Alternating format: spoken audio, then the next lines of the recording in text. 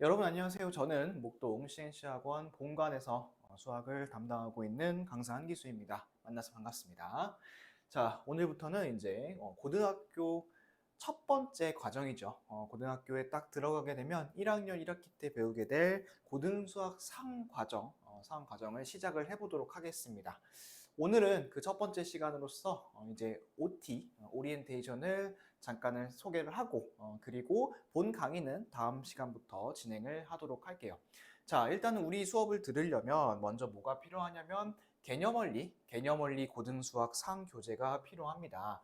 가장 최신 버전으로 준비를 해주시고 그리고 이제 같이 쓰는 교재들이 뭐 RPM부터 해서 다양한 교재들이 있는데 그런 것들은 이제 제가 강의를 하면서 중간에 띄워드리면서 보여드릴 거기 때문에 교재가 지금 없으시더라도 그렇게 크게 불편하지는 않을 겁니다만 대신에 필요하신 분들은 준비를 해주시면 되겠습니다. 자, 우리가 이제 고등학교 처음 들어가서 배우는 내용이 바로 고등수학 상이고요. 이 고등수학 상과 고등수학 하 이렇게 이제 두 가지 과정으로 1학년을 여러분들이 보내게 됩니다. 자, 그런데 이제 이 고등수학 상이 굉장히 양도 많고 내용도 다양하고 책도 보시면 알겠지만 굉장히 두껍습니다. 그래서 이제 지레 겁먹는 친구들이 많아요. 뭐부터 어떻게 이제 시작을 해야 될지 잘 감이 안 오니까. 그죠? 자, 그래서 이제 일단은 이번 시간에는 우선 무엇을 배우는지, 이 고등수학 상이라는 것이 도대체 어떤 과정으로 이루어져 있는지, 또 생각보다 그렇게 겁먹을 만한 과정은 또 아니라는 것들을 또 제가 몇 가지 얘기를 해드리도록 하겠습니다. 자, 첫 번째 단어는 뭐냐면 이제 목차를 한번 보세요. 다항식이라고 되어 있죠. 다항식이란 말은 중학교 때 한 번쯤은 들어봤을 것 같아요. 그렇죠? 항이 한 개 이상인 그러한 식을 다항식이라고 합니다. 자, 첫 번째 단원에서 첫 번째 부분이 뭐냐면 다항식의 연산인데 다항식의 덧셈과 뺄셈과 곱셈 같은 경우에는 우리가 언제 했었냐면 중학교 2학년 때, 2학년 1학기 때 배우는 내용입니다. 그죠? 그 다음에 이제 곱셈 공식, 곱셈 공식의 변형, 여기 같은 경우에는 중학교 3학년 1학기 때 배우는 내용입니다. 다들 처음 보는 내용이 아니죠. 그죠? 그래서 중학교 2학년 1학기 때 배웠던 내용, 그리고 3학년 1학기 때 배웠던 내용을 조금 더 심화해서 배운다. 이렇게 생각을 해주시면 될 것 같아요. 그러면 아예 처음 보는 내용은 이쪽에서는 다항식의 나눗셈 정도? 근데 나눗셈도 한번 하긴 했죠. 중학교 2학년 때. 근데 여기서는 이제 조금 더 새로운 내용들이, 조립제법 같은 내용들이 나오게 됩니다. 자, 그 다음에 나오는 건 뭐냐면 항등식과 나머지 정리인데요. 나머지 정리는 처음 들어보는 단어였을 거고 항등식 같은 경우에는 우리가 중학교 1학년 때 1차 방정식을 처음 배우면서 배웠던 그런 내용입니다. 이 부분을 잘 한번 살려볼 거고요. 그리고 인수분해는 중학교 3학년 때 우리가 나오죠. 그죠? 그래서 중학교 3학년 과정을 같이 더 심화를 해보겠다는 겁니다.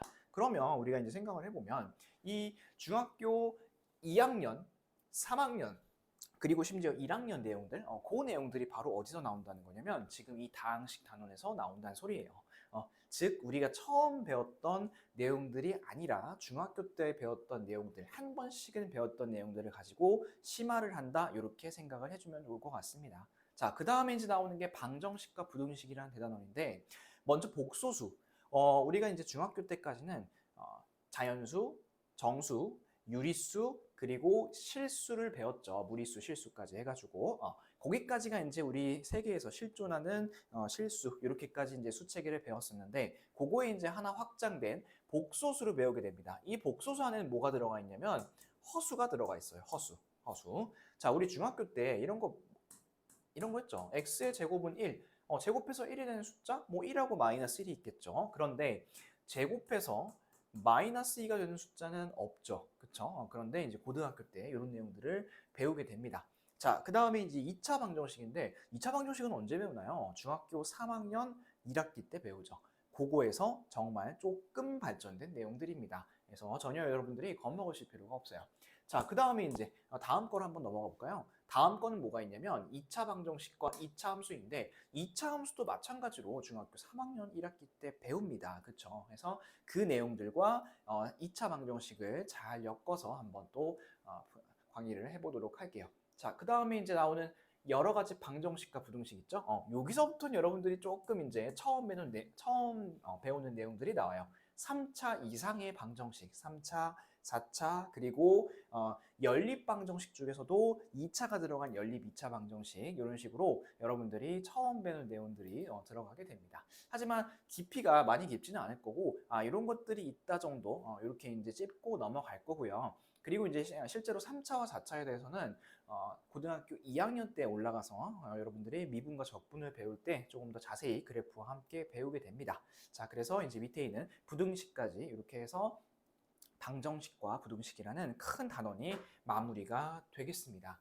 자, 이제 이게 이제 끝나게 되면 도형의 방정식이 나오는데요. 자, 도형의 방정식이라고 하면 이제 평면 좌표에서 뭐 무게중심 중학교 때 배웠죠, 그렇죠? 그다음에 두 점 사이의 거리 이런 것들 할 텐데 내분점과 외분점이라는 용어가 등장하게 됩니다. 자, 그다음에 이제 직선의 방정식은 뭐냐면 여러분들이 중학교 2학년 1학기 때 배웠던 1차 함수 있죠? 1차 함수. 이 1차 함수를 조금 말을 바꾼 게 직선의 방정식이야. 자, 무슨 말이냐면 y는 ax 플러스 b 이렇게 쓰면 우리가 1차 함수라고 하죠. 그런데 요거를 한쪽으로 다 정리를 해서 ax 플러스 by 플러스 c는 0이라는 것을 요거를 갖다 직선의 방정식이라고 합니다. 그러면 1차 함수랑 거의 다를 게 없어요. 자, 요것도 이제 좀 배운 거고, 원의 방정식은 좀 처음 배울 것 같은데, 그죠? 원에 대해서 우리가 도형의 특징만 알아봤는데 요거를 방정식으로서 풀어내는 연습도 한번 해볼 겁니다. 자, 그러면 이제 여기서 좌표를 배웠고 직선을 배웠고 원을 배웠죠. 이렇게 배운 세 가지 도형들을 가지고 도형의 이동을 한번 해보는 과정이 마지막에 나옵니다. 그래서 평행이동과 대칭이동 이런 것들 같이 배워볼 거예요. 자, 이렇게 이제 크게 세 단원으로 이루어져 있는데 이 고등수학상의 특징을 전체적으로 좀 얘기를 해보자면 일단 가장 큰 특징은 계산이 많다라는 거. 계산이 중학교 때보다 훨씬 더 많아졌다 이런 것들, 그리고 새로운 용어들, 그 다음에 알아야 되는 용어들 이런 것들이 상당히 더 많아졌다라는 거, 그런 부분이 약간 특징이 되겠습니다. 그래서 약간 좀 귀찮고 또 푸는데 시간이 생각보다 오래 걸릴 수 있는데 또 하나씩 차근차근 뜯어보면 중학교 때 배웠던 내용하고 연결되는 부분도 많으니까 그런 것들 잘 생각하면서 따라와주면 좋을 것 같아요. 자, 그래서 이제 항상 중학교 때 나는 수학을 잘 못했는데 고등학교 때 잘할 수 있을까요? 라고 이제 고민을 갖는 친구들이 있는데 걱정 마세요. 중학교 때 언제 배웠다는 것들을 항상 옆에서 얘기를 해줄 테니까 여러분들이 잘 따라오시면서 필기도 하시고 모르는 내용들은 이런 것도 있었구나 하고 알아가시면 좋을 것 같습니다. 자, 그래서 이제 다음 시간부터는 본격적으로 우리가 어디부터 시작을 할 거냐면 쭉 다음 페이지 넘겨보시면 첫 번째 다항식 중에서도 다항식의 연산부터 우리가 시작을 해 볼 겁니다. 자, 본격적인 수업은 다음 시간부터 하는 걸로 하고요. 그래서 이제 요 강의들을 제가 짤막짤막하게 찍어서 이제 올려줄 텐데 길어야지 1시간을 넘어가지 않도록 잘 편집을 해서 올라갈 예정이니까요. 여러분들이 중간에 개념 같은 것들 잘 숙지를 하시면서 따라와 주면 좋겠습니다. 자, 그러면 이 강의 끝까지 완강하는 날까지 우리 화이팅 하면서 다음 시간부터 고등수학상 본격적으로 공부해 보도록 할게요.